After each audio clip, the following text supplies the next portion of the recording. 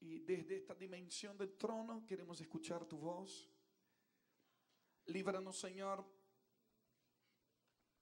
de palabras de sabiduría humana. Queremos demostración del Espíritu y poder. Las palabras que nos hablan son espíritu y son vida. Impártenos espíritu y vida. En el nombre de Jesús queremos ser tierra fértil para tu voz, para tu palabra. En el nombre de Jesús, aquí estamos. Amén. Quiero invitar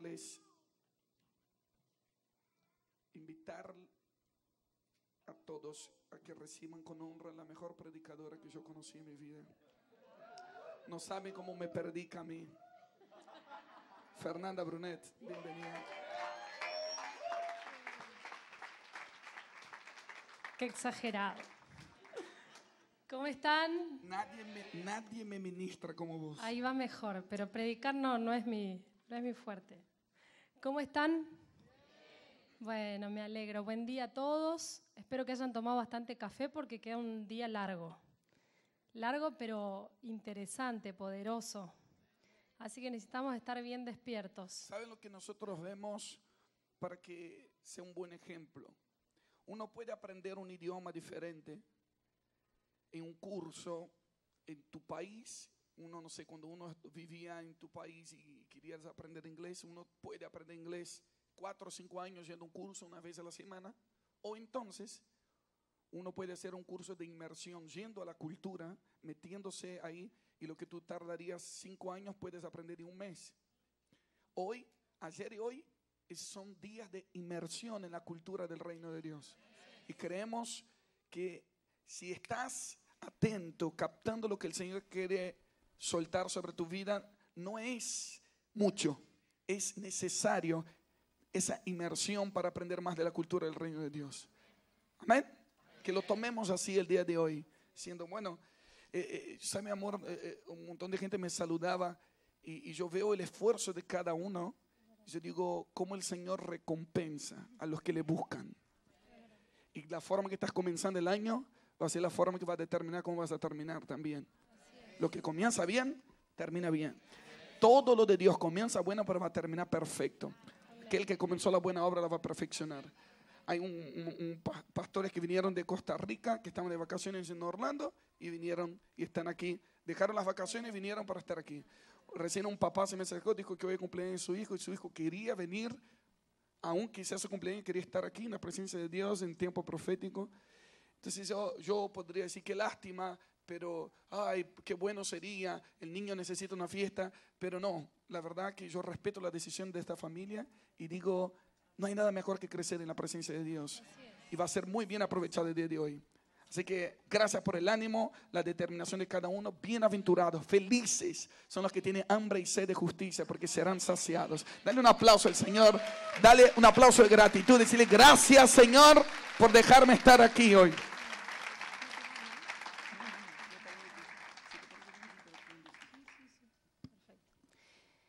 Bueno, espero que tengan su cuadernito en mano y su lapicera. Dijeron por ahí, mejor es un pequeño lápiz que una gran memoria. Así que tiene más poder ese pequeño lápiz para que nada se nos escape de todo lo que el Espíritu Santo nos va a estar hablando el día de hoy.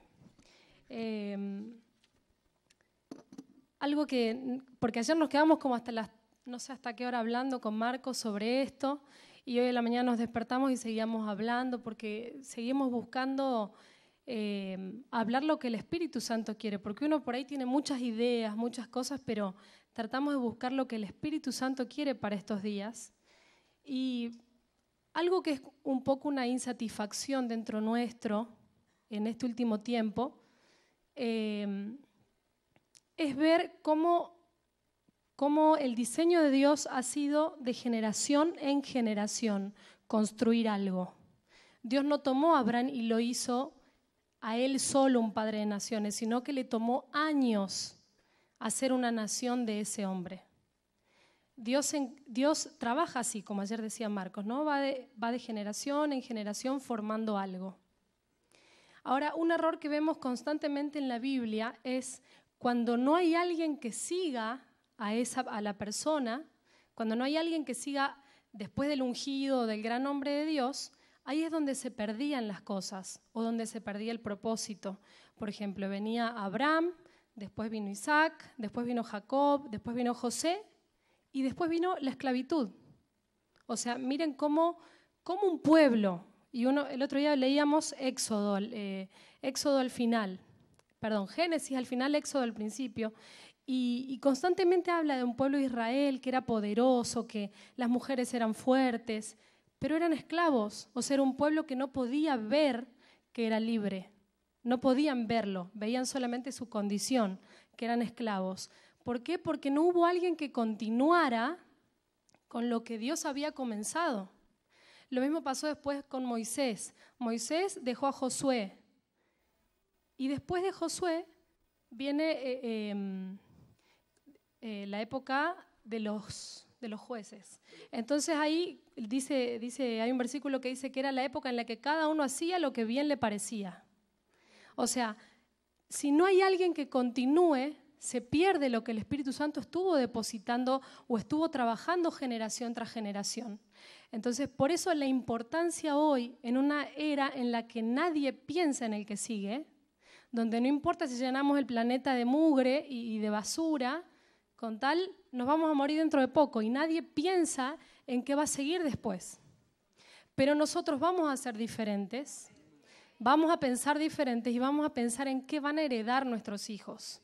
Y por eso estamos hoy acá, para que juntos podamos pensar qué vamos a dejar como herencia a nuestros hijos. Hoy pensábamos con Marcos pasar un video, pero se nos va a hacer muy corto el tiempo, pero yo les quería pedir, si ustedes lo pueden ver en su casa, es un documental que está en YouTube que se llama Divided, creo que así se pronuncia. My English is not very good, pero se llama Dividido, Divided. ¿Sí? No sé si alguien lo ha visto. Es súper, súper interesante, porque es un joven de aquí de Estados Unidos contando la triste realidad de acá de los Estados Unidos en cuanto a los jóvenes. Entonces, él comienza contando una situación que a él le pasa, que él dice que comenzó con muchos niños en la escuela dominical y empezaron a pasar los años y llegaron a la universidad. Y muy pocos de todos, ¿de 10, 1?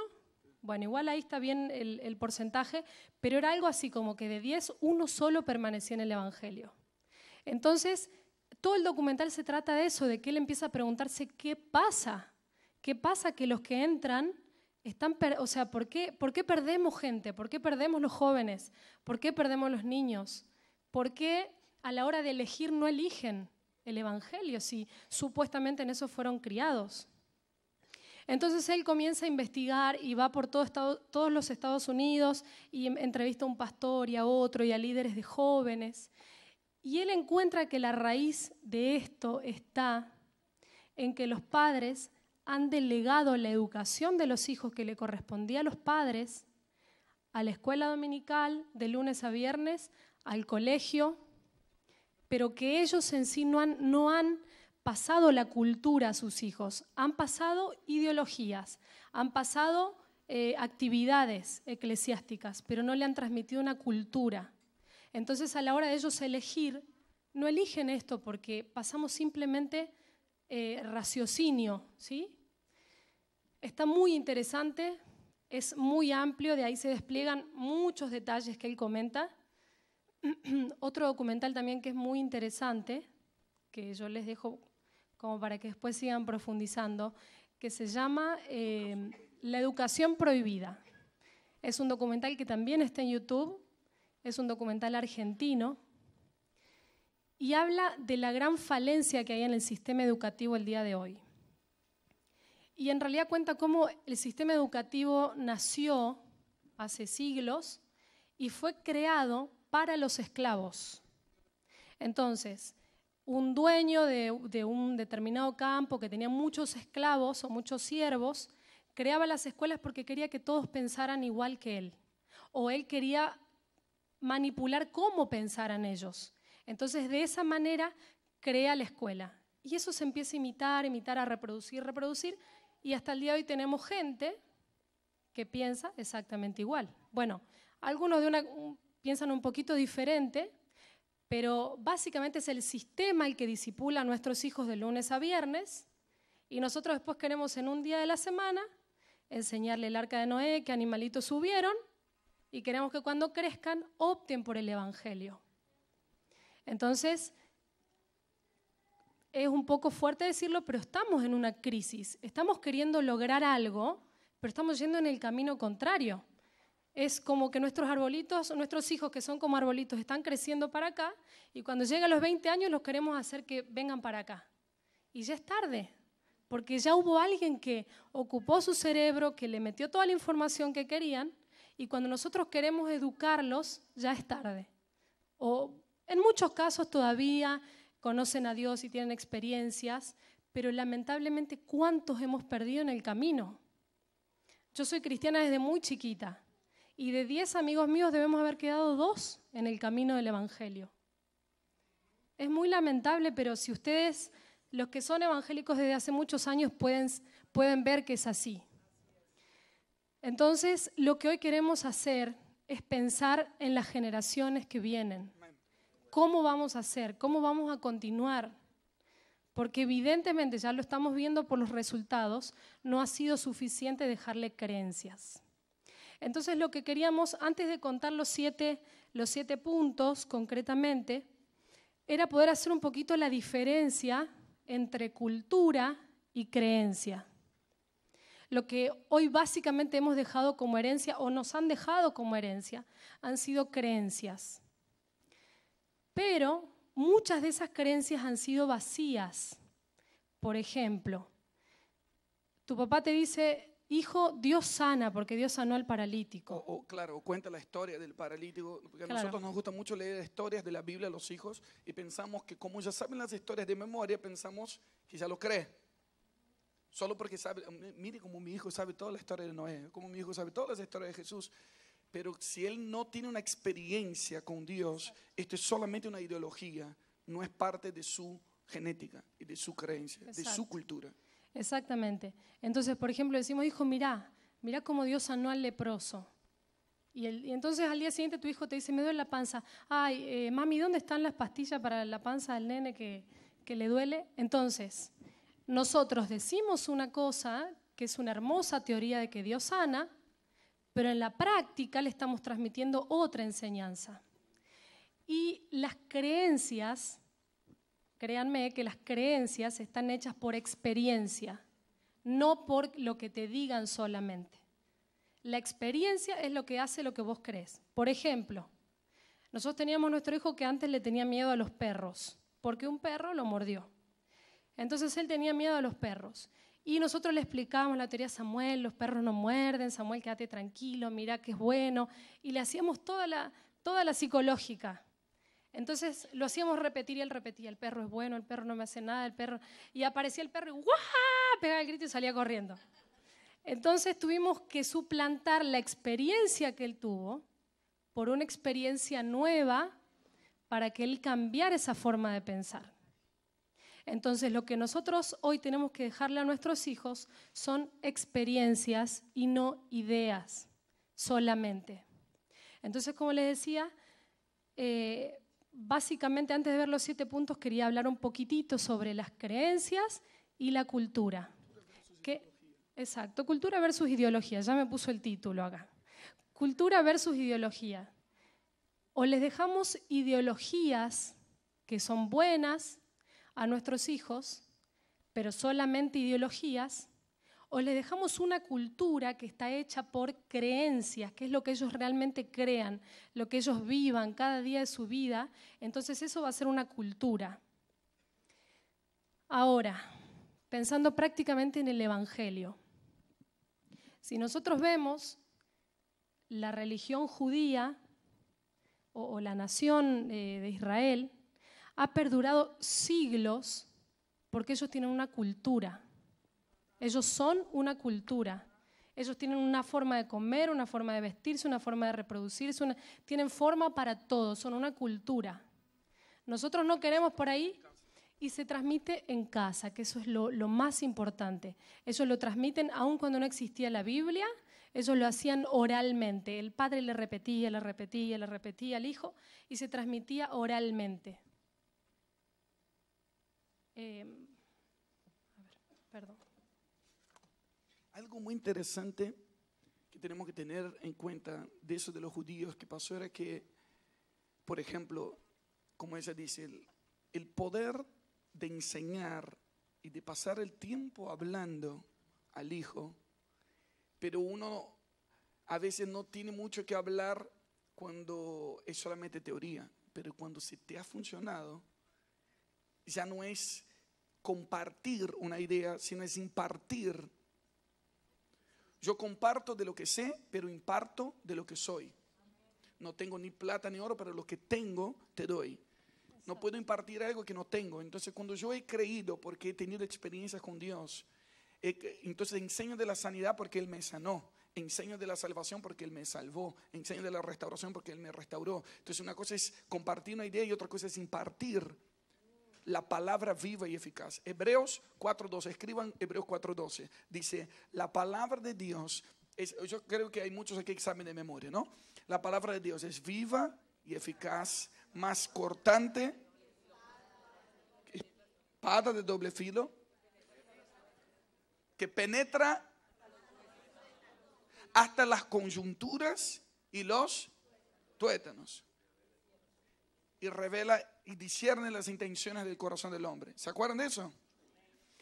Las coyunturas es la estructura ósea, que es la estructura que sostiene en el cuerpo. Ahí penetra la palabra de Dios. Pero también a los tuétanos. Para los que son médicos saben que en los tuétanos es donde está la información genética, donde está el ADN. Y que un padre y una madre se sienten y traigan a ver qué es lo que Dios. La palabra viva no es la palabra escrita. Palabra viva y eficaz es lo que Dios está hablando. Pasa una circunstancia con tus hijos, pasa una circunstancia en tu casa, traes una palabra revelada, una palabra rema. ¿Qué es lo que el Señor está hablando sobre la situación? Y cuando lo hablas, eso penetra hasta los tuétanos de tus hijos y le cambia la información genética y comienzan a creer en lo que Cristo es y comienzan a desarrollar el ADN de Dios en su interior cuando hablamos palabra viva y eficaz. Diga conmigo, viva y eficaz. No escrita y teórica, sino viva y eficaz. Aleluya. Amén, amén. Solo un paréntesis, mi amor. No, yo quiero explicarles que ahora era el tiempo de ella, según lo que está aquí en el programa. Pero lo hacemos juntos. Pero lo vamos a hacer juntos, las 2 horas seguidas. O sea, vamos a unir mi charla y la de ella. Entonces, no es que yo soy un mal educado que no la dejo hablar, no, para nada. Sino que ella me pidió que yo la acompañara y yo pido que ella me acompañe. ¿No les molesta? Muchas gracias, mi amor. Bueno, es la primera vez que estamos haciendo esto porque nunca lo habíamos hecho, así que esperemos que salga bien. Bien, gracias, Eri. Entonces, bueno, como estaba el paréntesis, fue muy interesante, muy contundente, pero estábamos hablando básicamente de esto, ¿no? De la cultura y ¿cómo me dijiste el título? Ideología. Yo decía creencias, pero eso, ideologías. Sí, porque las creencias forman la cultura. Exacto. Y la ideología es el estudio de ideas, es compartir ideas nada más. Entonces, gracias. Sí, es más, porque, por ejemplo, el socialismo, el comunismo, son ideologías muy fuertes. El imperio, la idea de los imperios eran ideologías. Hitler transmitió ideologías, pero las ideologías fueron comprobadas que se extinguen cuando muere el que tenía la idea. exacto. Pero una cultura permanece de generación en generación por la genética de lo que yo he creído. Así es. Ahora, viendo un poquito de historia, vamos a hacerlo muy breve. Grecia, ¿se acuerdan del imperio? Cuando era un imperio Grecia se encargó de dividir y de separar lo natural de lo espiritual. Hasta el momento todas las culturas que venían viendo una sola cosa. Lo natural era espiritual. Espíritu, cuerpo y alma. ¿Alguien pudo dividirlo alguna vez? Todo es una sola cosa. Pero cuando Grecia empieza a implementar sus ideas y empieza a formar grandes pensadores, Grecia empezó a separar. lo espiritual de lo natural. Y Grecia influyó este lado del planeta, de este lado, y del otro lado no pudo. Casualmente hoy nosotros podemos ver los resultados y ver que de este lado están de lunes a sábado. Tengo mi vida secular, normal, y el domingo soy cristiano. Y tenemos una separación de lo natural y lo espiritual. Algo que jamás se pudo separar, nosotros lo tenemos separado. Ahora, del otro lado, un judío, un árabe, un musulmán y un montón, un japonés, ellos creen y viven en base a su religión. Pero acá nos suena muy fanático, es como muy fanático.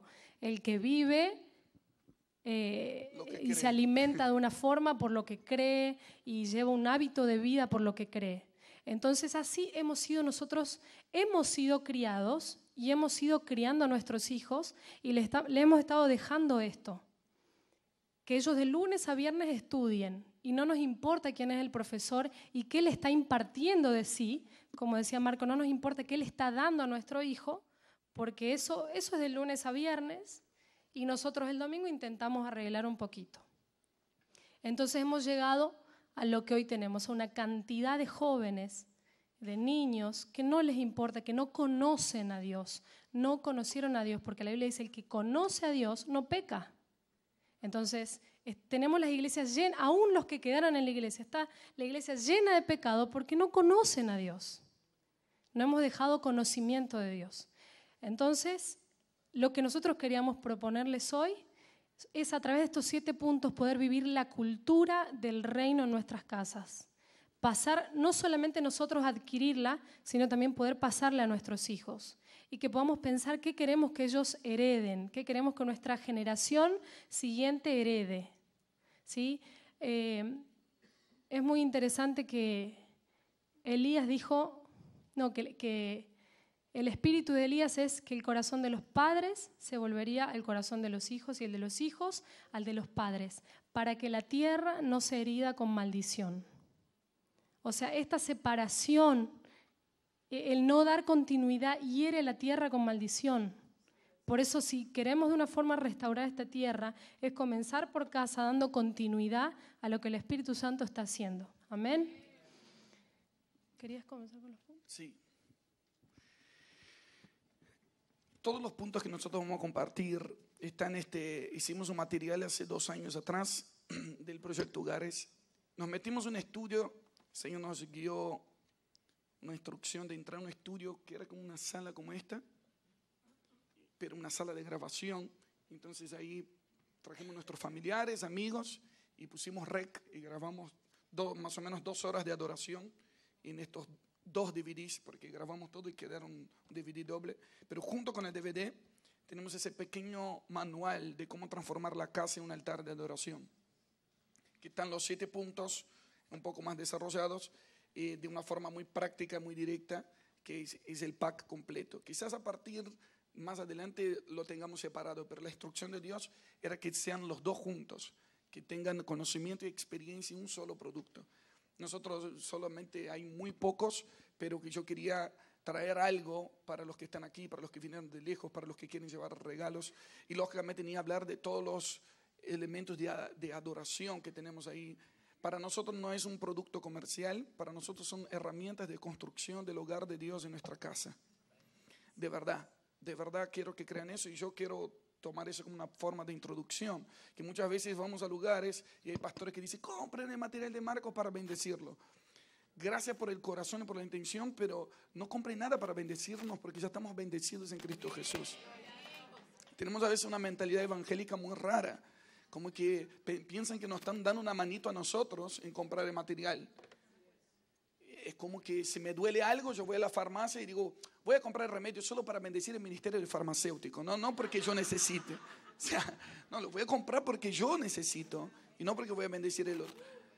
Entonces, cuando comiences a entender el valor de establecer una cultura, vas a ver que vas a tener que invertir tiempo y recursos, porque donde está tu tesoro, allí está tu corazón. Y el tesoro es el tiempo que dedicas y el dinero que inviertes. analiza dónde estás invirtiendo tu tiempo y dónde estás invirtiendo tu dinero, te vas a dar cuenta de dónde está tu corazón. Bien, arrancamos entonces. Que el Señor nos dé la gracia entonces para compartir un poco de los 7 puntos. El primero sería gobierno teocrático. Gobierno teocrático tiene que ver con hacer lo que Dios manda. Israel comenzó con un gobierno teocrático, donde no había un rey físico, no había una figura política, sino que la nación se gobernaba por la voz de los profetas y por la voz de los padres, por las casas paternas. Cuando se levanta Israel contra Samuel y comienzan a mirar a la derecha y a la izquierda, y el planteo que rechazó a Dios fue: queremos un rey. Miren, porque las otras naciones tienen rey. Dios los llamó a ellos para que sean una nación santa. Diga conmigo, nación santa. Tu familia fue llamada para ser una familia santa. Y santidad no tiene que ver tanto con no equivocarse, porque Dios sabía que su nación se iba a equivocar. Pero santidad tiene que ver en saber quién soy, a dónde voy y que soy exclusivo.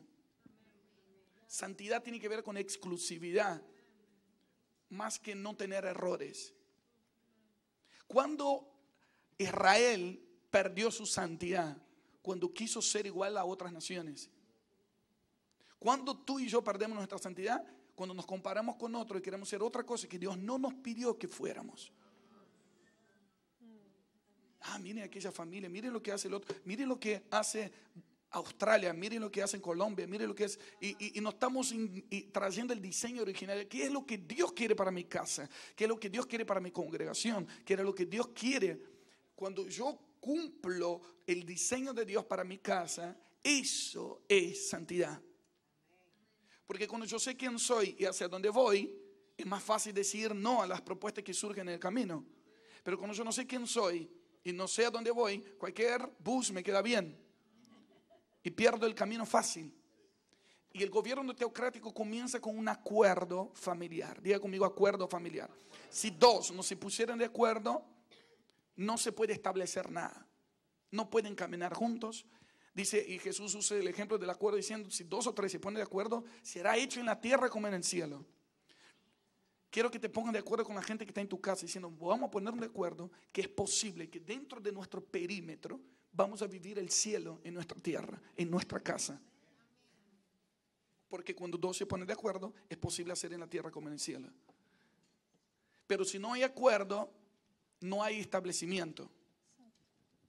Y el acuerdo va más allá de la comunicación. Hablen de sus problemas, identifiquen los roles. No, tiene que ver con realmente depender de la voz del Espíritu Santo, pero en todas las cosas. Y de eso queremos desarrollar un poco del gobierno teocrático.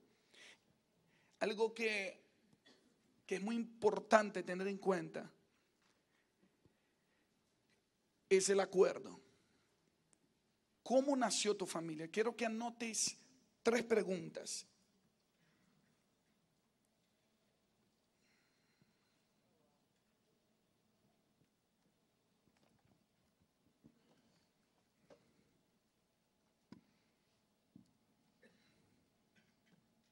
Primera, ¿para qué Dios nos unió? Es una pregunta que tienes que hacer con tu familia. Es una pregunta que tienes que tener en claro. ¿Para qué Dios nos unió? Otra, ¿cuál es el don predominante de mi familia? El don dominante. ¿Cuál es el don dominante de mi familia?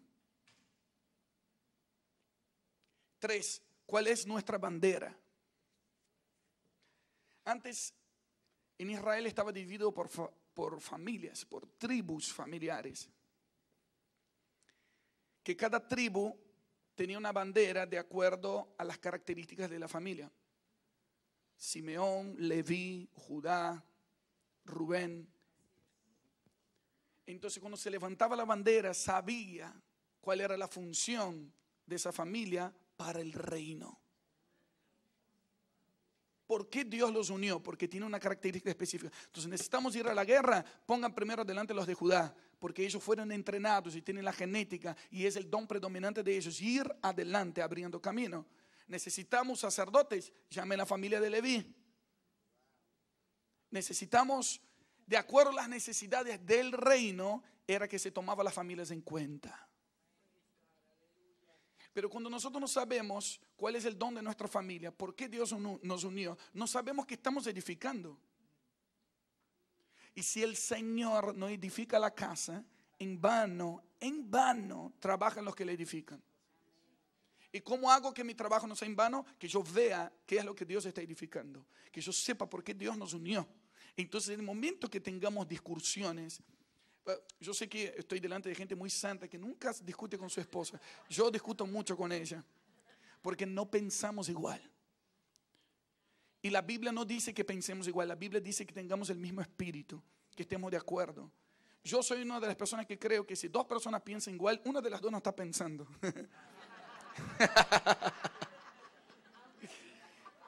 Porque Dios te crió así, con otra forma de pensar. Pero nuestra función no es pensar lo mismo, sino ver lo mismo. Antes con nosotros, cuando estábamos de novio, mucha gente me ponía miedo a mí diciendo, bueno, ojo, cuidado porque te vas a casar con una argentina, ¿estás seguro? Porque yo soy brasilero, son una cultura muy diferente, ¿cómo van a ser en los mundiales? Muchas cosas, ¿eh? Nosotros dijimos, fue difícil. Nosotros dijimos, no, eso no nos va a afectar. Contales qué es lo que pasó con nuestro noviazgo, cuando fuimos. Uy, esa fue la prueba de fuego. Como que pasamos eso y ya dijimos, esto es de Dios. Fuimos a ver una Argentina-Brasil juntos, eliminatorias para el Mundial de 2006. Esto sí es prueba. Y mi papá, que él es muy cuidadoso, me dijo, vos no vas a ir sola del lado de Argentina, así que te toca ir del lado de Brasil con Marcos. Y imagínense una Argentina en la hinchada de Brasil, o sea, era terrible, pero bueno, muy enamorada y fui, nunca me imaginé lo que iba a pasar. Para la gloria de Dios, Argentina ganó 3-1. Fue hermoso, la verdad que sí. Fue un día glorioso. Pero, como ella estaba al lado de Brasil, ella no podía gritar. Argentina hizo los 3 primeros goles. Y saben que estábamos a 20 metros del arco, o sea, se disfrutaba muchísimo. Pero no podía gritar. Cuando Brasil hace un gol, yo me largo a gritar con todo porque estaba ¡ah! Y ahí se armó la pelea. Ahí fue terrible. Me estaba gritando en la cara. Yo digo, no, mi amor, estaba gritando el gol. No te estaba burlando de mí. Entonces dijimos, nos casamos, pero nos vemos más fútbol. No vemos más juntos. No. Entonces él en un televisor y yo en otro. Sin acuerdo no hay paz. Entonces firmamos un acuerdo. Entonces vienen los mundiales. Un tratado de paz fue. Un tratado de paz. Y vemos los mundiales separados. Cuando pierde Brasil, cuando pierde Argentina, hay alguien rogando que pierda Brasil. Y cuando pierde Brasil, rogan que pierda en Argentina. Pero terminamos en paz, igual, después. Pero bueno, imagínate la crisis que tiene Sammy, mi hijo, que siempre me dice, papi, ¿yo qué soy? ¿Soy Brasil o Argentina? Él tiene está formando su identidad, no sabe si es Neymar o Messi. Está ahí. Menos mal que Neymar y Messi juegan en el mismo equipo ahora, entonces se hizo Barcelona él. Yo solamente le enseño, como dijimos que un papá tiene que enseñar lo correcto a sus hijos. Entonces le dijo, Sammy, vos elegí lo que quieras. Brasil ganó 5 mundiales y Argentina 2. Pero vos elegí lo que quieras. Así que vamos a esperar que él elija si quiere sufrir o si quiere ganar. Pero este mundial lo disfrutó mucho por ser argentino. Lo vivió en Argentina. No fue humillado, por lo menos. Nosotros sí. No fue humillado. Pero los humillados serán exaltados algún día. Gloria a Dios. Tenía que terminar con un versículo.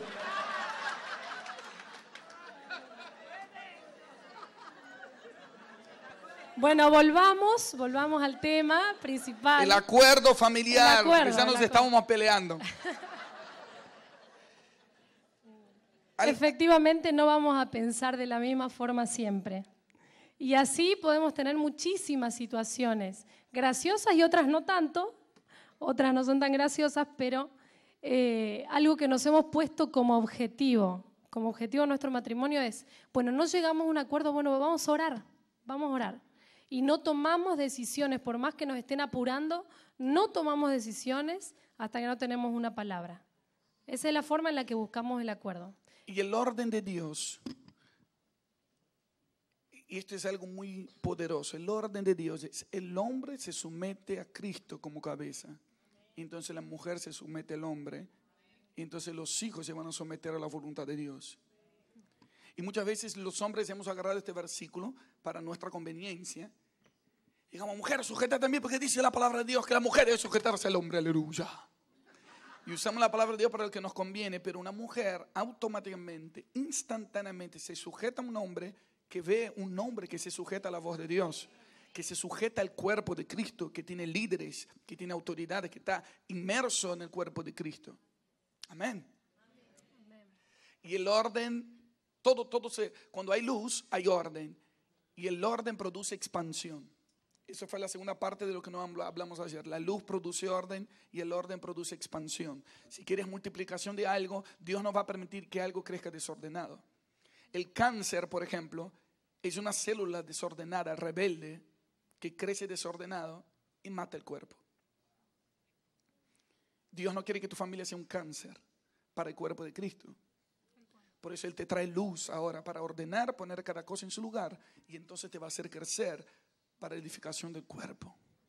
Amén. Entonces, nosotros llegamos a un entendimiento de que literalmente todos los problemas domésticos se pueden resolver si tenemos la actitud de buscar la opinión de Dios en lo que nos pasa.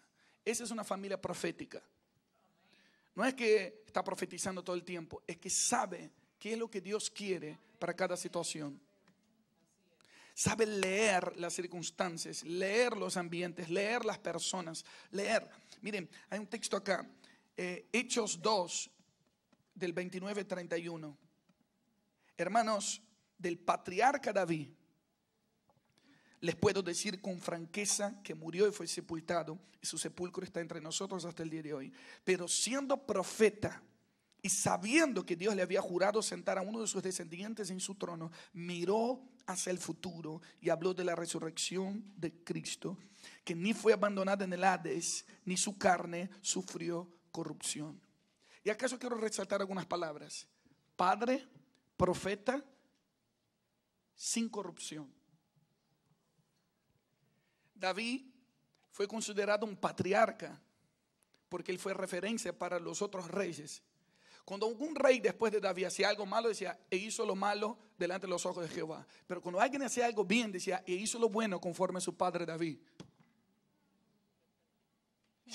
David, un hombre que adulteró, mató, asesinó, mintió, pero no fue tomado en cuenta porque el Señor, y él escribió Salmo 103. Gracias, Señor, porque no me tratas conforme a mis iniquidades, sino conforme a tus misericordias y a tu bondad. El Señor nos va a tratar conforme a su gracia y a su misericordia, no conforme a nuestras iniquidades. Que eso forme un modelo para tus generaciones. Pero lo que más creo que le gustó a Dios era que David era profeta. Profeta en el sentido de que él veía el futuro. Y necesitamos padres y madres que tengan visión profética en la casa. Que esto significa, con estas preguntas, si logras contestar estas tres preguntas que yo escribí al principio, que yo les hice, va a traer mucha luz. ¿Cuál es el propósito de tus hijos? ¿Cuál es, por qué tengo que tener finanzas?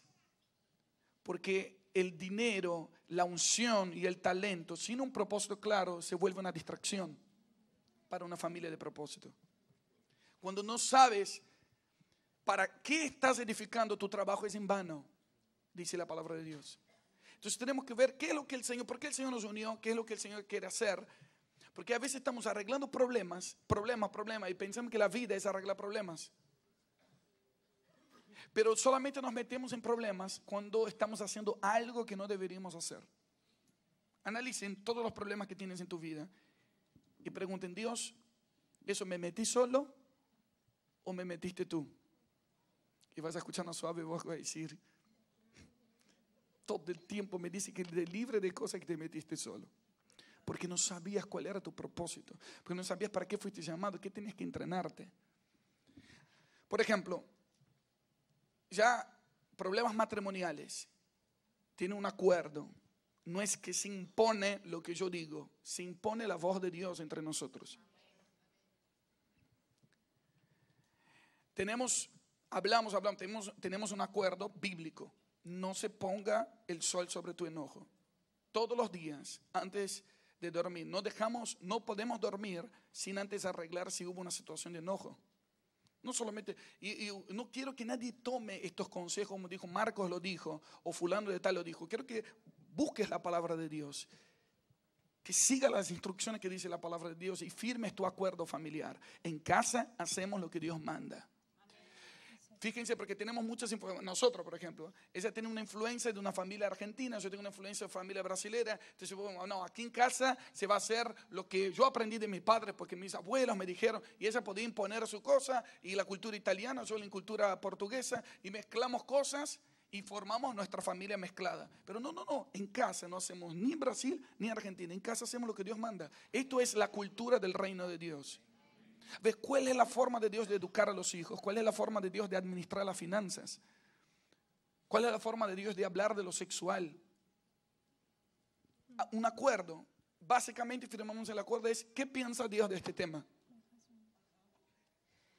Quiero hacer un paréntesis en esto que él está diciendo de cuál es la forma, que es básicamente en lo que a mí me toca y me gusta mucho, que es sobre la educación de los hijos.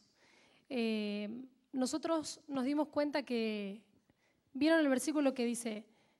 Instruye al niño en su camino y aun cuando fuere viejo no se apartará de él, cuando fuere grande.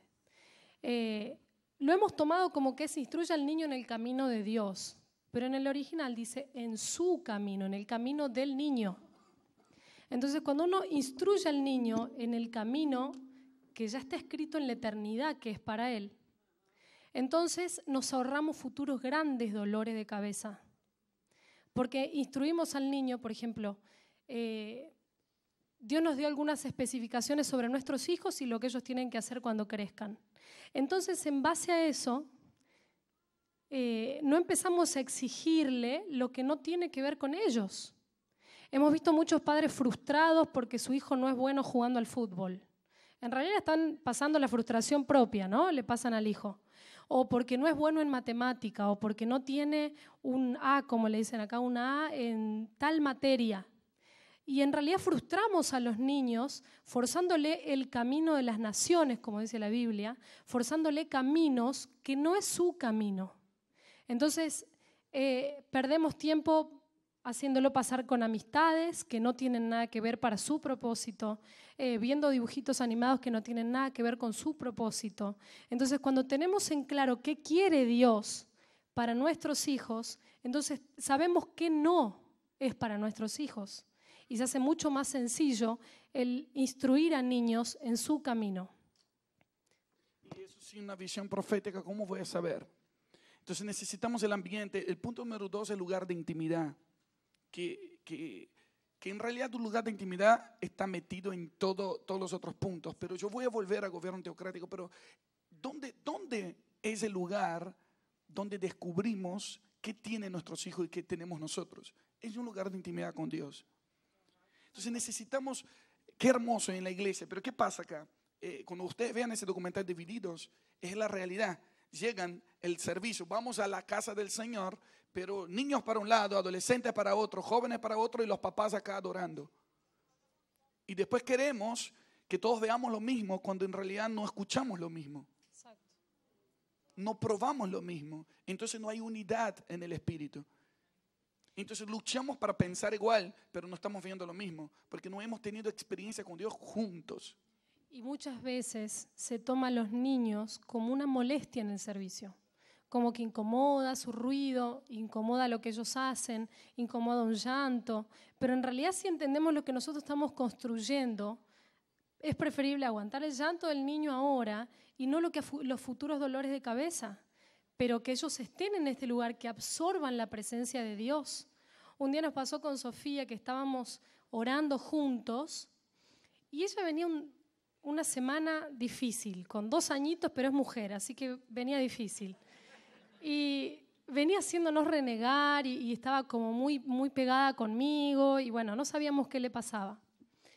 Entonces estábamos en un momento en casa adorando juntos y Marcos pone su mano sobre ella y empieza a orar.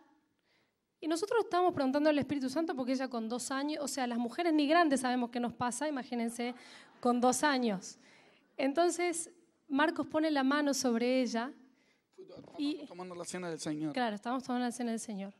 Entonces ella empieza a llorar y dice, estoy triste. Y dijimos, bueno, pero ¿qué te pasa? 2 años dice que está triste. Claro, y dice ella, porque ustedes se fueron de viaje y me dejaron solita, dijo. Entonces ahí entendimos por dónde el enemigo se pudo haber metido, dejándole en ella la idea de que la estábamos abandonando, aunque claro que no era eso, pero los niños no tienen la capacidad de entender que papá o mamá van y vuelven. Ellos viven el momento como un abandono. Entonces ahí la ministramos, dijimos, no, el rechazo se va, no fuiste abandonada. La ministramos en ese momento y se terminó. Se terminó el problema que traía un tiempo ya.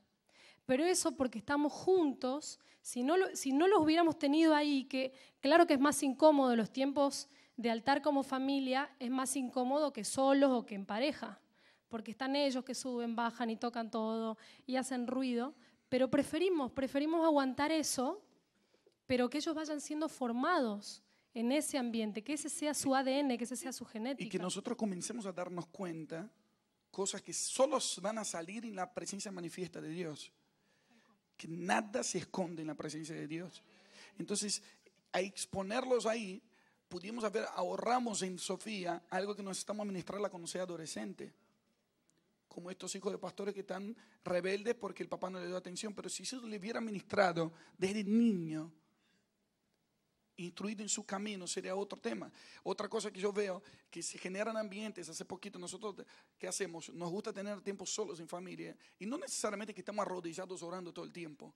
A veces ponemos una música de fondo, cantamos algo, pero la idea es que ellos sean quienes son. Entonces nos vamos dando cuenta qué es lo que Dios ya puso en ellos. Escuchen eso, el ser humano es como un árbol. Si ven la Biblia, la cantidad de ejemplos y comparaciones que hacen, el justo es como la palmera, y habla, el que confía en el Señor será como árbol plantado junto a corrientes de agua. Siempre el Señor está comparando el crecimiento del hombre como un árbol, porque un árbol tiene todo lo que necesita adentro suyo, solamente necesita el ambiente necesario y estar plantado en un lugar correcto, y va a salir el fruto que tiene adentro. Y nosotros como padres queremos dar lo mejor para nuestros hijos y les mandamos al mejor colegio de la ciudad, porque nadie nos dio cuando no teníamos. Ahora yo le voy a dar lo mejor. Y a veces lo estamos poniendo informaciones en la cabeza del hijo que no tiene que ver con lo que Dios ya puso adentro de él. Que nuestro trabajo no era poner cosas nuevas adentro, sino sacar lo que tiene adentro. Crear el ambiente, regarle con el agua del Espíritu y darle educación para instruirle. Pero tenemos que darnos cuenta, a ver qué es lo que Dios puso en esa criaturita. Y nos vamos dando cuenta por sus facilidades. Tenemos un hijo que tiene más facilidades para los números, para leer, para armar cosas. Y la otra más para lo artístico. Entonces en vez de estar queriendo fortalecer las debilidades, tenemos que fortalecer las virtudes, y las debilidades se desaparecen solas cuando les instruimos en su camino. Mira, yo honro la vida de los padres que tienen visión profética. Por ejemplo, mis papás no son profetas de oficio. Son muy esforzados en seguir al Señor. No lo considero que están teniendo visiones y sueños todo el tiempo. Pero hicieron algo poderoso, como mi vida y la vida de mis hermanos. Dijeron, ellos van a hacer lo que Dios quiera. Porque los papás a veces, aún cristianos, tienen la tendencia a decir, quiero que mi hijo sea un doctor. Quiero que mi hijo sea tal cosa. Lo voy a entrenar para hacer tal cosa. Para la gloria de Dios, pero lo que yo quiero. Y el sueño de mi papá, como él fue militar, su papá fue militar, él quería que sus hijos fueran militares. Aunque sea uno. Entonces el mayor tomó un perfil ministerial, el del medio periodista, dijo, el tercero seguro va a ser militar. Soy yo. Por eso puse la camiseta militar hoy. Lo único que me quedó. Yo dije, papá, cuando yo le doy la noticia que iba a ser parte del ejército de Dios, suena lindo, pero fue una frustración para él como papá. Pero él dijo que se haga la voluntad de Dios y no la mía. Y hoy nuestro ministerio puede ser bendición a las naciones porque tuve un padre que quiso que yo hiciera la voluntad de Dios y me envió a hacer la voluntad de Dios y no me forzó a hacer su voluntad. Porque ¿qué hacen muchos padres? Bueno, ¿querés ser músico? No hay ningún problema, pero primero vas a tener la carrera que yo te digo y después vas a ser músico. Y en eso que se mete una carrera que no era su llamado, lo perdió. Se volvió ciego, sordo espiritualmente, perdió su sensibilidad. Y después quizás vuelve a sus sueños, pero ya perdió el tiempo. Hay una historia que me impactó mucho, me gusta mucho la historia de Martin Luther King. Pastor bautista, pero que en realidad fue un reformador social. La historia de Estados Unidos hay un antes y un después de este hombre. Pero no, lo que me impactó de su biografía fue su papá, Michael King. En realidad, cuando él era niño se llamaba Michael King Jr. A los 6 años de edad, el papá hace un viaje a Alemania con toda la familia y hace un recorrido por los lugares de la Reforma. Y les enseña a los hijos palabra viva y eficaz. No muestra solamente la teoría, sino algo pasó en aquel viaje que fue tan fuerte para la familia que cuando el papá vuelve, cambia el nombre del hijo de Michael para Martin Luther King Jr. por Martín Lutero. Y un padre, al cambiar su nombre, le marcó el destino. Mi hijo va a ser un reformador. Creo que el papá estaba pensando en una reforma eclesiástica, porque el hijo estudió como teólogo bautista, después estudió sociología. Quizás el papá no tuvo la visión completa, pero algo vio. Mi hijo va a ser un reformador. Quizás estaba pensando como Martín Lutero, que reformó la Iglesia Católica, pero en el caso de él fue un reformador social, que marcó un antes y un después de la discriminación en Estados Unidos, porque un padre logró ver el destino de su hijo. Instruye al niño en su camino. ¿Y dónde se hace eso? En tiempos de intimidad, buscando qué es lo que Dios quiere. Miren qué sencillo lo que estoy diciendo. ¿Qué es lo que Dios quiere? Pero a veces esperamos que un pastor nos diga, que venga un profeta invitado y que nos diga de una palabra, antes que nosotros pasemos tiempo con Dios como familia y descubramos qué es lo que Dios ya puso adentro de los hijos. ¿Cuál es el propósito de Dios para ella, para mí? Dios nos llama a un hombre, Dios llama a una familia. El trabajo de los hombres también es ministrar a sus esposas. Sacar lo mejor que tienen adentro. Algunas mujeres fueron llamadas para ser ama de casa y cuidar el hogar solamente. Otras mujeres van a poder hacer varias cosas a la vez. Y el trabajo de los hombres es traer el equilibrio, el establecimiento de lo que son ellas. Y las mujeres van a edificar lo que el hombre está viendo. Pero si nosotros no logramos ver nada, no vamos a edificar nada. Ahora a mi hijo le gusta mucho jugar Lego. Entonces a mí nunca me gustó. Nunca tuve paciencia por esas piecitas tan chiquititas. Pero vi algo tan poderoso, que es tan sencillo. Uno mira las instrucciones y construye el diseño. Y me di cuenta que yo siempre fui muy apurado. Nunca me gustó leer muchas instrucciones. Me gusta hacer las cosas rápidas. Pero para edificar una casa conforme al diseño de Dios necesitamos leer las instrucciones.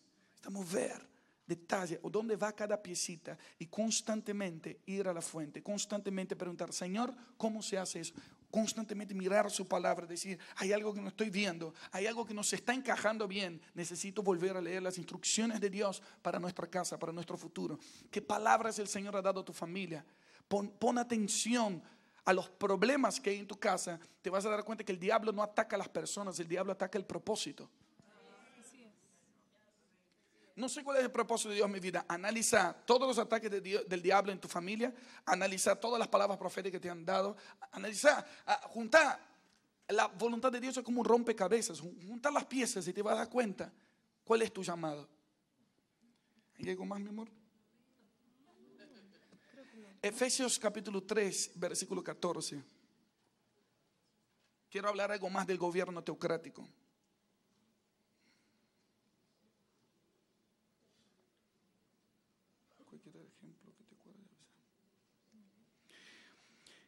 El apóstol Pablo dice algo aquí muy poderoso. Efesios capítulo 3, versículo 14.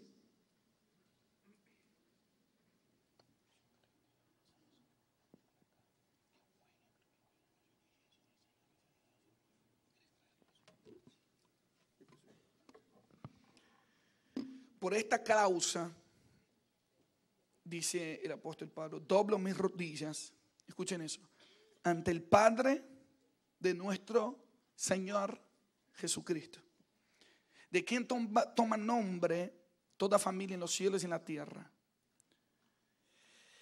Un apóstol no se arrodilla ante cualquier cosa. Pablo dijo, yo me voy a arrodillar ante un padre que logró que su hijo se transformara en un Señor. Doblo mis rodillas ante el Padre de nuestro Señor Jesucristo. Es mi responsabilidad no es entrenar a Sammy y a Sophie para ser hijos. Ellos ya son hijos. Mi responsabilidad es entrenarles para que sean padre y madre, para que sean señor y señora.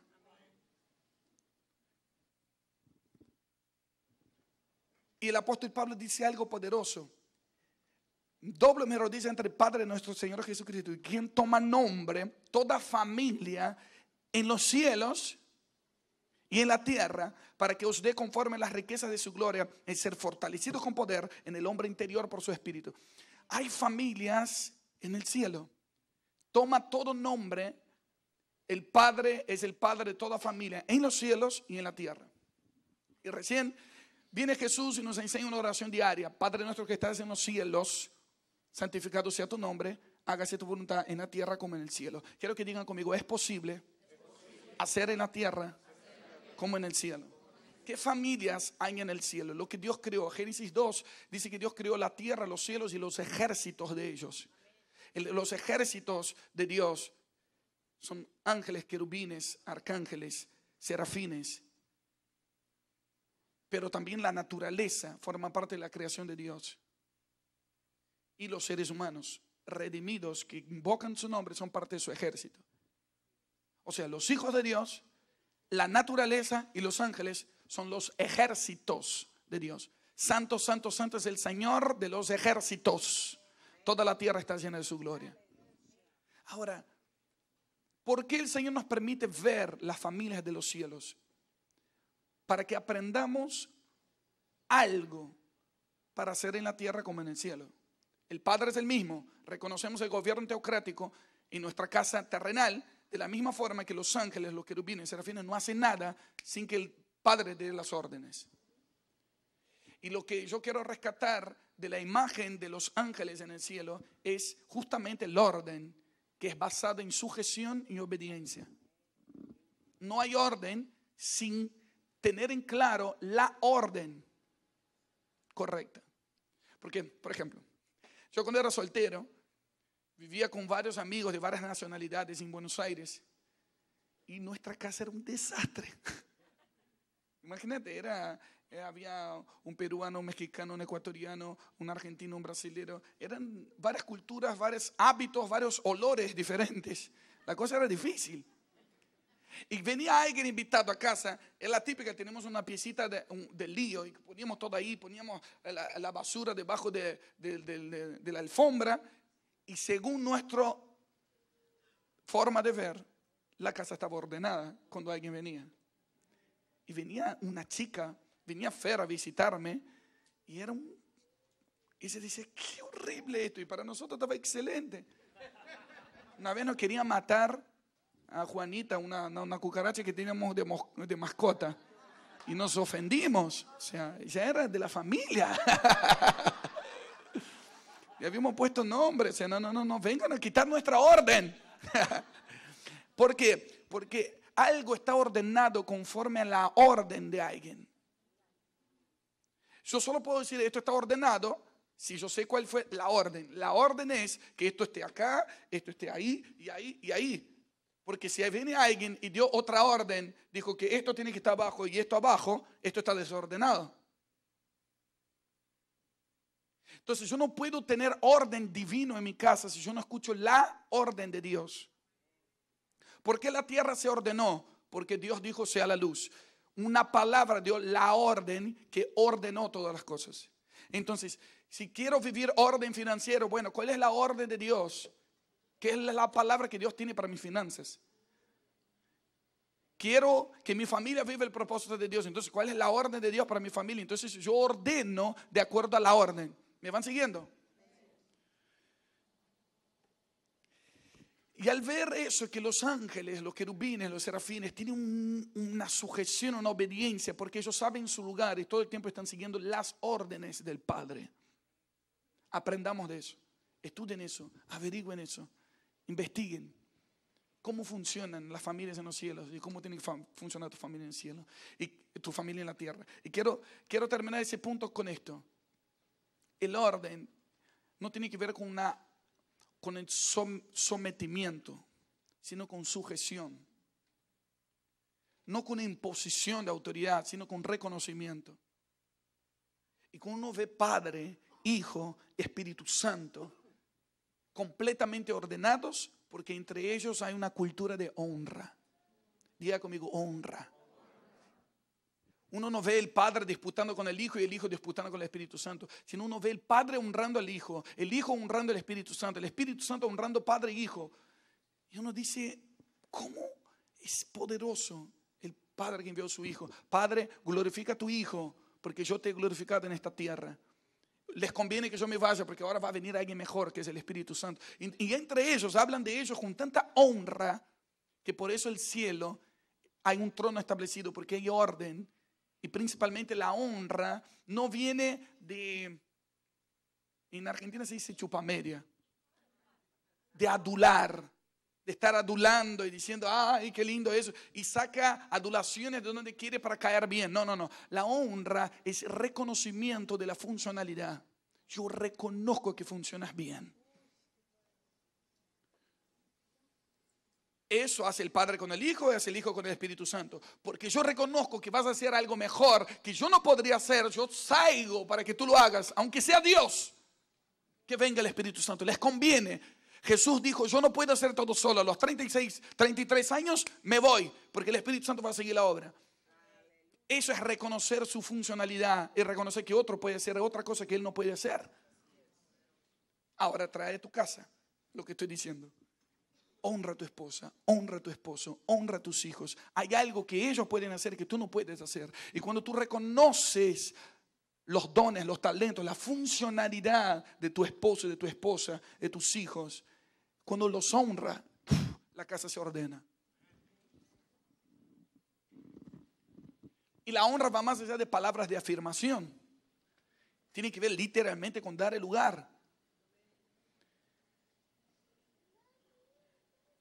Ustedes saben los lenguajes del amor y eso yo no necesito reforzar aquí. Pero y aprendí a leer qué es lo que Dios puso. Primero, ¿por qué Dios los unió? Porque cada uno tenía algo adentro que juntos iban a hacer una explosión para el reino.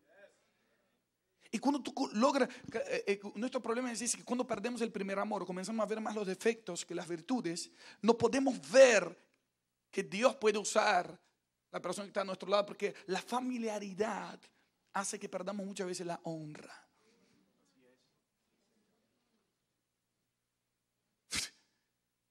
El hijo del carpintero va a hacer milagros aquí. Y Jesús usa un ejemplo muy poderoso en Lucas 4. Dice, había muchas viudas en Israel, pero en los tiempos de Elías Dios usó la viuda de Sarepta. Había muchos leprosos en Israel, pero Dios sanó a Naamán, el comandante del ejército enemigo. ¿Por qué? Porque no hay profeta sin honra, sino en su casa. Y Jesús estaba diciendo, la honra genera un ambiente de orden para el establecimiento de la gloria de Dios. Espero que ustedes sepan que lo que yo estoy diciendo no son palabras prehechas para una predicación. Son cosas que lo hemos comprobado en nuestra casa. ¿Cómo hago para vivir la gloria de Dios? Me di cuenta, tengo que honrar a la esposa que Dios me dio. No porque tengo un líder que me está diciendo honrala, honrala, honrala. Ah, bueno, mi amor, vengo a darte un ramo de flores porque es nuestro aniversario de casamiento. Oh, me acordé, que honra. Va más allá de dar regalos. Tiene que ver con sacar lo que ella tiene de precioso adentro, honrarla y hacerla funcionar.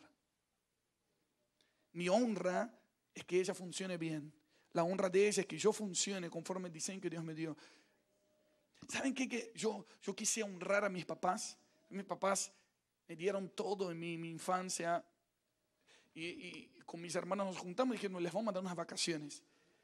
Y juntamos un dinero y cada uno pagó algo y les dimos unas vacaciones de 10 días que ellos no gastaron nada y pudieran disfrutar lo mejor de lo mejor con su familia, mi papá y mi mamá. Y cuando terminó todo, yo dije, mamá, ¿te gustó? ¿Te sentiste honrada? Y ese me dijo algo que me marcó. Me dijo, sí. Pero me dijo un sí, así que a nosotros nos costó miles de dólares. Y ella dijo, sí. ¿Cómo sí? Pensé que me iba a decir que te encantó, que estás maravillada, impresionada. Sí, pero quiero que sepas, hijo, que mi mayor honra, porque yo le pregunté si ella se sentía honrada, y ella me dijo, mi mayor honra no es estas vacaciones, es que vos estés haciendo la voluntad de Dios. Wow. Y eso me impactó muchísimo. Ellos estuvieron ahora, escuchen eso, esto es fresquito, nunca lo dije en público, estuvieron ahora en Argentina, Adora a Jesús. Hace 12 años que yo estoy en Argentina. Y ellos estuvieron ahí en medio de la gente, más de 40.000 personas, y ellos abajo, porque yo les dije que estuvieran arriba en la plataforma, no querían estar abajo, viendo de abajo. Y cuando termina, creo que las primeras personas que me abrazaron cuando yo bajé fueron mis papás. Me abrazaron y mi mamá llorando decía, ahora entiendo por qué tuve que entregarte. 12 años ella tenía la esperanza de que yo volviera. Y ella no entendía qué estaba haciendo yo en Argentina y sin Brasil y tanta necesidad, y sin casa y tanta necesidad. Pero cuando ella vio con sus ojos el fruto de la aflicción de su alma, se quedó satisfecha. Isaías 53:11. Amén. Tu mayor honra va a ser ver a tu familia funcionando en el propósito de Dios. La mejor forma que tú puedes honrar a tu esposa, a tus hijos, es hacer que ellos funcionen y que les honren y que la familiaridad y que veas los defectos y ver lo que hace falta no te impida de ver la gloria de Dios en la persona que Dios puso a tu lado. Entonces cuando yo hago que mi esposa hable aquí, yo no estoy forzando. Porque nos dimos cuenta, ella no le gusta hablar en público. A mí tampoco. De verdad, yo soy tímido en muchas cosas, pero el propósito de Dios es más fuerte que mi voluntad, que mi querer. Yo no soy tan extrovertido. No puedo llegar a un lugar y hago relaciones rápidas, mi forma de ser, pero sujeto mi forma de ser a la voluntad de Dios. Pero cada vez que mi esposa pasaba a saludar, hola lindo, este sí no tiene pánico escénico, pero ni ahí. Este no es tímido. Sammy, ¿me quieres decirle a los hermanos qué vinimos a hacer a Miami? A servir. Muy bien, muy bien. Lo estamos entrenando. ¿No? A Disney vamos después. Entonces cada vez que pasa mi esposa a saludar, o pasaba en lugares donde yo iba, yo estaba sin voz, 2 horas predicando, cantando, y el pastor decía, muy lindo lo que dijiste, pero cuando tu esposa pasó lo que ella dijo, ¡wow! Me marcó. Y le daban regalos a ella. Y dije, Señor, y no solamente con ella, y lugares que ni iba, yo terminaba cansado sin voz y le mandaban regalo a ella. Yo dije, bueno, hay algo que Dios puso en ella, que cuando ella habla, destraba cosas que no es por capricho, porque es mi esposa, es porque Dios puso algo en ella. Entonces yo la honro dando su lugar para que ella funcione como tiene que funcionar. Y comenzar a ver y valorar, identificar y no frustrarnos con los defectos, sino enfocar las fortalezas. Por ejemplo, el papá de ella es una persona que yo admiro en algunas partes de su vida. Que él es una persona muy esforzada, que se despierta temprano, que en su casa arreglaba todas las cosas. Él hacía todo manual, ¿no? La carpintería, y cortaba el pasto, y arreglaba cualquier problema eléctrico. Cuando nos casamos, yo dije, mi amor, yo no soy así. Entonces ella se podía frustrar queriendo que yo haga un curso de carpintería, de electricidad. O yo me podría hacer eso para fortalecer. O entonces digo, ese no es mi fuerte. Pago a una persona que haga mejor que yo. ¿Para qué voy a estar intentando arreglar algo que puede dar un cortocircuito? ¿Para qué voy a cortar mal el pasto si puede venir alguien que corte bien? Cuando nosotros nos casamos, mi mamá es una excelente cocinera. A mi mamá le gusta cocinar, a mí me gusta comer. Nací en la casa correcta. Mi esposa no le gusta cocinar mucho, pero cuando cocina, cocina excelentemente bien, inventa cosas hermosas y ricas que me gustan. Pero yo no quiero que ella sea como mi mamá. Yo le podía decir, hacer un curso de culinaria. Mira, cuando ella tiene que cocinar, cocina. Pero cuando me di cuenta, a ver, ¿cómo les explico? Comida, yo puedo pedir un delivery, pero hay otras cosas que yo no puedo pedir en delivery, solo ella me puede dar. A eso sí, quiero que ella funcione bien. ¿Cuántos me entienden? No estoy hablando solamente de eso, lo que ustedes pensaron. Que sí lo hace bien. Me ministra muy bien. Y yo a ella. Nos suplimos nuestras necesidades. Pero cuando yo veo cuál es el diseño de Dios en ella, quiero hacer que ella funcione en lo que Dios quiere para ella y no lo que yo viví en mi casa con mis papás y quiero que ella sea igual. La mayoría de las frustraciones matrimoniales es por eso, porque no logramos ver el diseño de Dios, de por qué Dios nos unió. Entonces queremos construir la familia ideal con ideologías humanas y no con diseños divinos. Para eso necesitamos un lugar de intimidad, que es ahí donde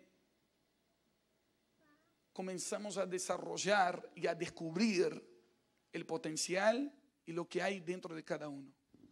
Gobierno teocrático es hacer lo que Dios manda. Lugar de intimidad es un lugar físico donde juntamos con la familia para buscar al Señor. Yo no sé si a ustedes les molesta o quizás parezca media falta de educación para algunos, pero a mí me gusta que ellos estén aquí. Prefiero que estén corriendo acá, caminando, pero aunque sea, están siendo impartidos por este ambiente. A la tarde nosotros vamos a hablar de los otros puntos, pero algo que quiero resaltar antes que terminemos, que cuando el rey David, lo primero que hizo cuando él fue rey, él era apasionado por la presencia de Dios, pero lo primero que hizo no fue llevar el arca. Lo primero que hizo fue conquistar una ciudad llamada Jebús, donde estaban los jebuseos. Los conquistó y dijo a los capitanes del ejército, el que conquiste primero va a tener un lugar preferencial en esa ciudad. Y entraron con todo y fue una guerra. Diga conmigo, fue una guerra. Y sacaron los jebuseos de ese lugar. Y prepararon y limpiaron la ciudad. Y se llamó Ciudad de David, Jerusalén. Después, el segundo acto fue llevar el arca. Porque David entendió un principio espiritual. Dios no va a reposar su gloria en un lugar que no esté preparado. Jesús vino a la tierra y no había lugar para él en Belén. Nació junto con los animales. Entonces hizo sus maletas los papás y se fueron. Creció en Nazaret. En Nazaret no le creían. El hijo del carpintero. Entonces Jesús no podía manifestar la gloria que tenía dentro. Entonces hizo sus maletas y se fue. En Jerusalén quería matar a los profetas, pero él se instaló su ministerio en Capernaum. No sé cuántos fueron a Israel. Yo fui a Israel algunas veces y cada vez que entro ahí en esa ciudad me impacta, porque hasta hoy hay una placa que dice Capernaum, ciudad de Jesús. No nació ahí, no creció ahí. Si uno lee Mateo 9, dice Jesús fue a su ciudad. Capernaum hasta hoy es considerada la ciudad de Jesús porque lo recibió bien. Todo lugar que la presencia de Dios es honrada, Él se queda, habita y se manifiesta. La mayoría de los milagros que vemos en la Biblia sucedieron en Capernaum, porque ahí la gente le creía. Ahí ponían los enfermos en las calles, esperando que Jesús pasara. Ahí estaba la mayoría de los discípulos, estaba la casa de Pedro, que preparaba una casa. Estaban las mujeres que preparaban casa para Jesús, donde Él pueda dormir, descansar. Donde se prepara un lugar, Él se queda y se manifiesta. Donde no hay un lugar, Él visita y se va. Salmo 91, aquel que habita al abrigo del Altísimo, mora bajo la sombra del Todopoderoso. Y hay un montón de bendiciones que creo que debes saber de memoria. Pero estas bendiciones no son para los que visitan, son para los que habitan al abrigo del Altísimo. Entonces que tu casa, que crees un ambiente de la habitación de Dios. Que cambies la atmósfera de tu casa. Que muchas cosas, miren, tus hijos van a tener que aprender obediencia. A partir de hoy se nos reveló que nuestra casa tiene que ser un pedacito del cielo. Aquí solo se escucha lo que se escucha en el cielo. Solo vamos a hablar conforme... Y eso es una responsabilidad, porque tus hijos no se olvidan de nada lo que tú dices. Dice, papi, no, pero no decía, ¿y por qué estás contestando así a mami? ¿Por qué se están peleando? Si dijiste que aquí va a ser un pedacito del cielo, y ahí vas a tener que cerrar la puerta y decir, Jesús, transforma mi carácter, quiero ser a tu imagen y semejanza, porque no puedo llevar a nadie a un lugar donde nunca fui. No puedo impartir algo que no soy. Y es una responsabilidad constante. No hay un momento, solamente descansamos en Él. Vengan a mí los que están cansados y cargados, que yo les haré descansar. Y nos transformamos en lo que adoramos. Nos transformamos en lo que adoramos, de gloria en gloria. En tu habitación, nosotros en nuestra casa llamamos del cuartito de Jesús. Creamos ahí un lugar, una alfombra con almohadas que compramos y tenemos un iPod que todo el tiempo está repitiendo las canciones de adoración y sonando. A veces estamos, a veces no estamos, pero los ángeles siguen adorando ahí. Y no tenemos, por lo menos en nuestra familia, una disciplina de decir todos los lunes 10 de la mañana o viernes a la noche, sino es cuando hay una necesidad nos juntamos. O una enfermedad, nos juntamos a tomar la cena del Señor ahí en ese lugar.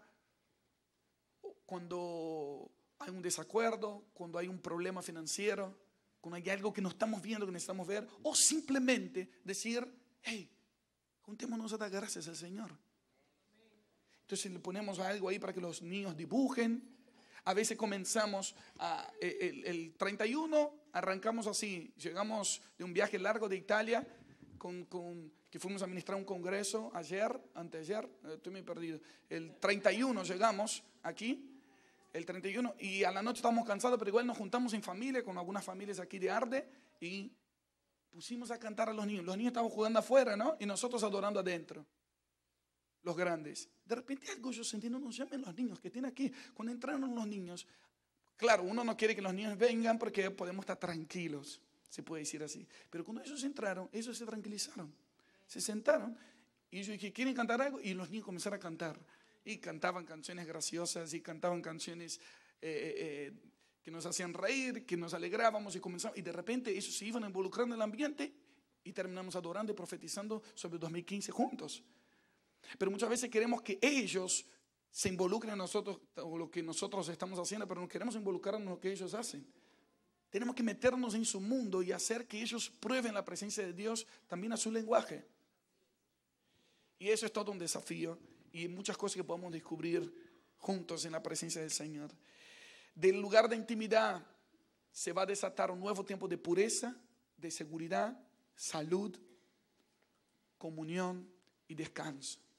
Estos próximos puntos, 5 puntos vamos a hablar a la tarde. Necesito que por favor no pierdan el espíritu de lo que el Señor está impartiendo en nosotros. Que por favor, aun cuando coman ahora, tenemos una hora para comer, hablen de esto, si posible. Acuérdense de lo que yo les dije, estamos en una inmersión. Hablen con la gente. ¿Y qué te pareció eso? ¿Cuál crees que es el diseño de Dios para tu casa? ¿Estás honrando a tu esposa, a tus hijos? ¿Estás desarrollando? ¿Cómo estás viviendo el gobierno teocrático en tu casa? Porque eso va a hacer que cada vez más entiendas. Y una hora vamos a volver. Y me gustaría no volver y tenemos que hacer liberación otra vez y sanidad interior para volver a hablar del tema. Tenemos que aprender a edificar correctamente. Cada reunión que nos juntamos es una bendición, Dios nos bendice, pero nosotros tenemos que encargarnos que esa bendición sea edificación, no solamente algo pasajero. Amén. Gloria a Dios. ¿Cuántos quieren vivir un gobierno teocrático en su casa?